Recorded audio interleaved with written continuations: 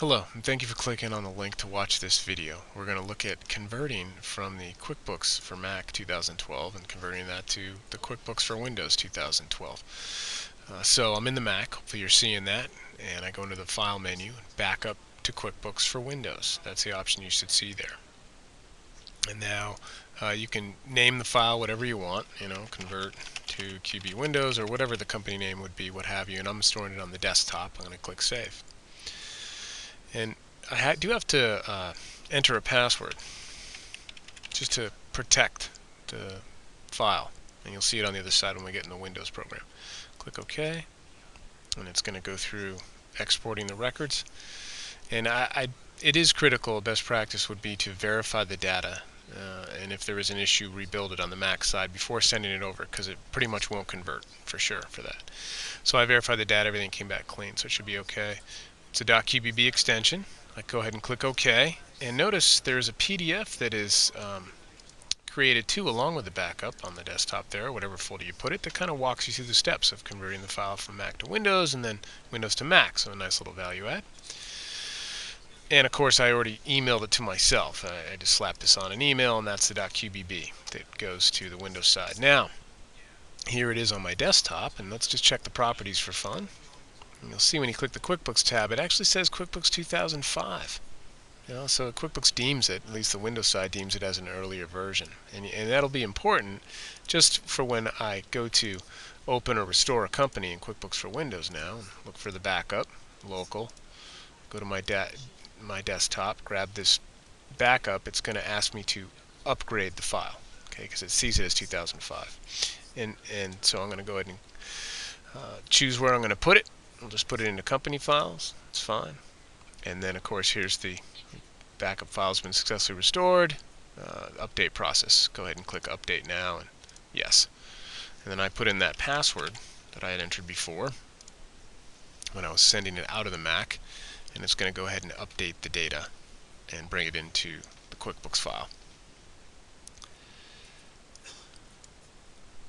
So it's gone through the rebuilding process during the upgrade of the file, right? Click OK, and I'm now in the sample file that restored successfully, came over from Mac to the Windows version. Now, I can do something similar, even if I were to go to Utilities and then copy company file for QuickBooks for Mac, right? And click OK, and then it's going to actually create a file out on the desktop, save, exporting the data. And you'll see here I've successfully exported my company file. The exported company file is located it's on my desktop, and notice the extension is the file name .mac.qbb. So I click OK, and I'll pause the video while I send it to myself and go back to the Mac and show you how to bring it in from there. I wanted to quickly show you guys before I send it to myself over on the Mac computer. This is the Mac file that was created. If I right click on it, choose Properties, click on QuickBooks, notice it's actually archived with QuickBooks 2004. Very interesting through this process. Okay, let's send it to myself and then convert it on the Mac side, shall we? Okay, so I've successfully sent it to myself, and I'm in my Gmail on the Mac, right? Here again, show you guys. And downloaded, and go ahead and click Open. So backing up the data, click Save, put it back on the desktop. This could be product from Windows. Go ahead and click Save. And now it's going to be opening up the backup file on the Mac side. Let me go ahead and minimize the Gmail part, and I'm in QuickBooks 2012 on the Mac. I click Continue,